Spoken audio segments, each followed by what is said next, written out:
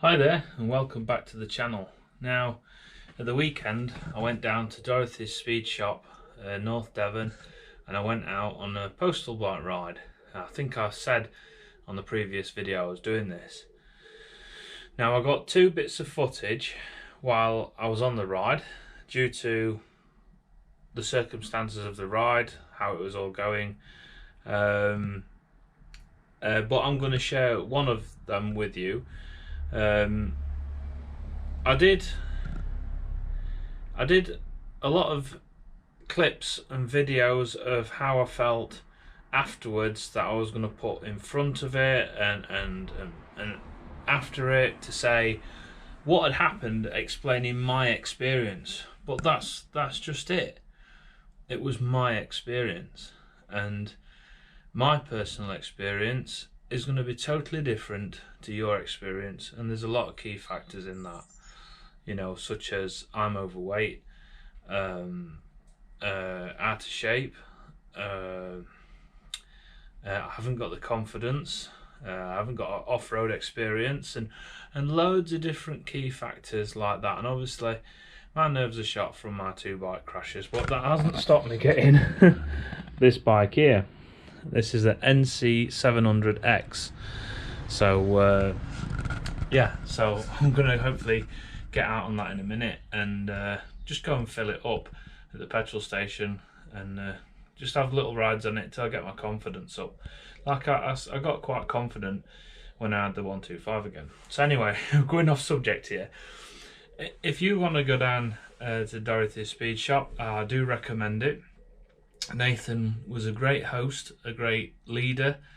He was good at giving you techniques to get through places, and yeah, he'd say well done and stuff like that when you've gone through difficult bits, and that helped, give that push, because yeah.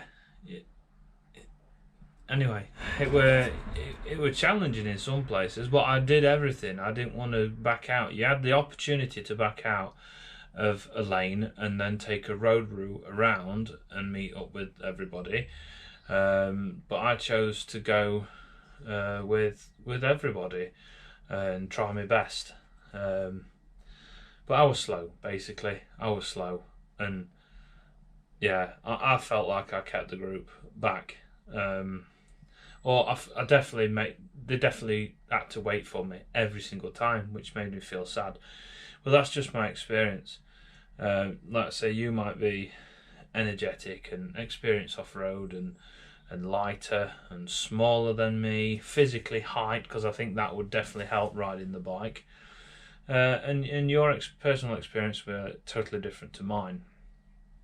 So right, I'll let you see the next footage where I'm already a bit dirty, and we've gone through some puddles, and those puddles, I mean, we went through some deeper water later on where I ended up, the bike's cut out and I put my feet down into probably about 1.5 feet of water, and it went straight up my waterproofs and straight into my new boots, filling them full of mud and water, which then I just personally couldn't cope with, because of my, anxiety and all the other autism issues and stuff. The thought that my brand new boots are full of mud, and every time I wear them I'm going to have muddy socks and that. But I've spent ages washing them out in kitchen sink.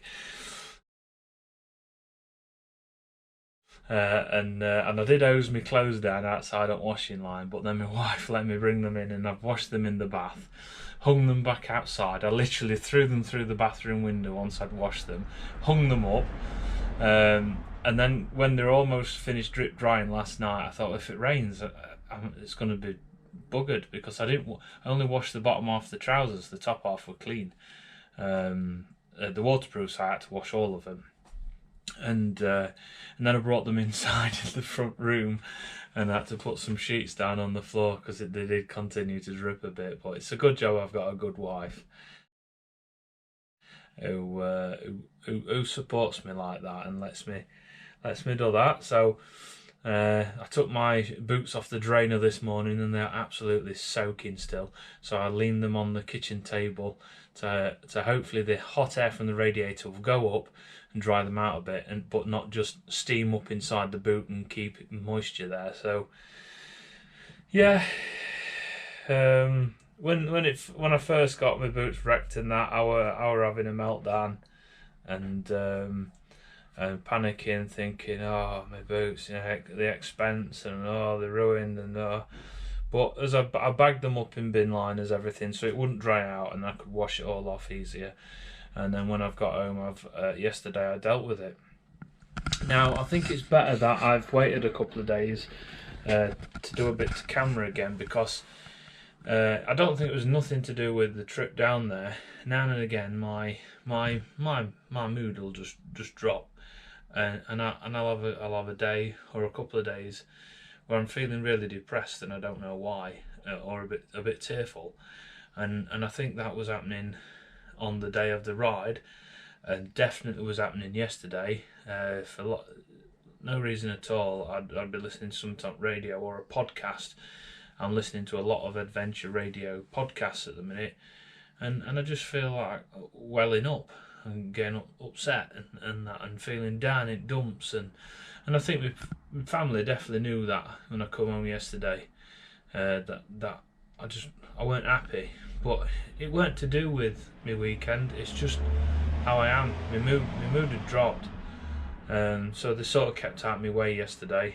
But yeah, I've got jobs to do now. I've come home. I've got a few jobs that I've got from my wife to do, things for my wife, things for kids. So, but I should be cracking on with them. But one involves lifting, and my back popped yesterday when moving tools back into my van. So I'm gonna have to wait till my wife comes home for that. So what I'm going to be doing next is I'll be stopping this video and recording what I'm going to have to do to the clutch lever on the bike to make it work. So well, thanks for watching. It's very brief, the next bit. It's just showing you the bikes, brief talk at the first stop that we did, the first proper stop. So alright, take care, and get yourself to Dorothy's Speed Shop for a wild adventure. You know, I want to book myself on another adventure, Land's End to John O'Groats, but I've got to get experience on this bike, and I want to get luggage for it as well. Hey, oh, Scruffy's just come in. She's wondering where her daddy is. Hey, darling. You wondering where daddy is? Yeah. Right. I'll see you soon. So we've just stopped. We're having his first tea break, and I wish I'd got the camera mounted on the bike, because you will not believe what I've just done. I would, if I weren't trying to keep up with a group, I would probably have never attempted the off-roading that I've just done with this bike. The bike's name's Holly. You can just about see under there. But I got this jacket because I thought I was going to be freezing cold today. And when we was on the main roads, yeah, it did chill off, and I was grateful for this. But on the off-road sections, absolutely roasting.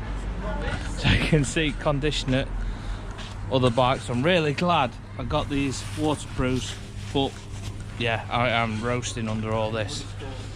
So once we've done today, I'm looking forward to another shower.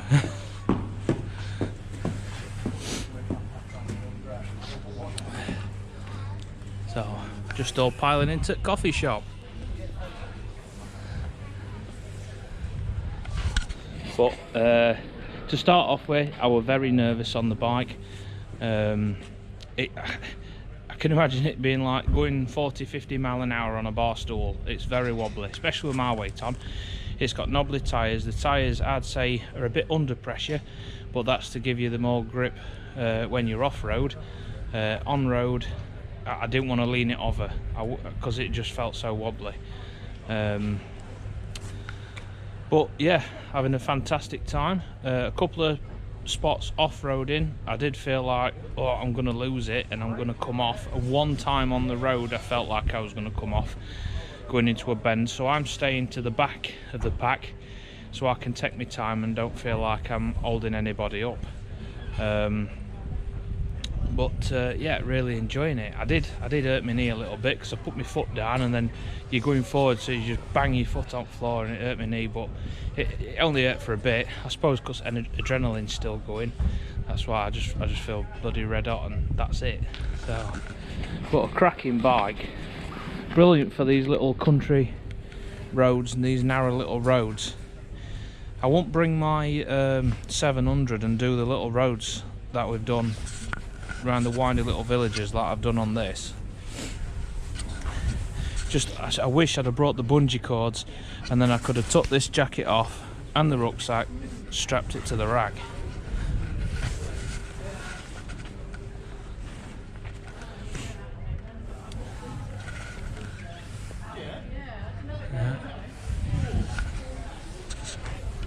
Hi everyone.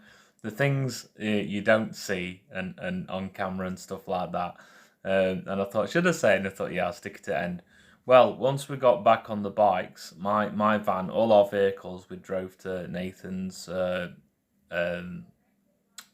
Dorothy's speed shop. And I was stripped off the bike gear, but of course my trousers underneath were absolutely saturated, covered in mud, and so were my socks. So I drove back like that. It's a very short distance back to the lodge, and I thought, I cannot go inside like this. There's no way on earth. The lovely clean place, the clean carpets, I'd just make a mess. So luckily, Jen, the only lady on the trip, she hadn't got back yet, and the 3 other guys that was on the trip, they'd gone in and left the front door open for me.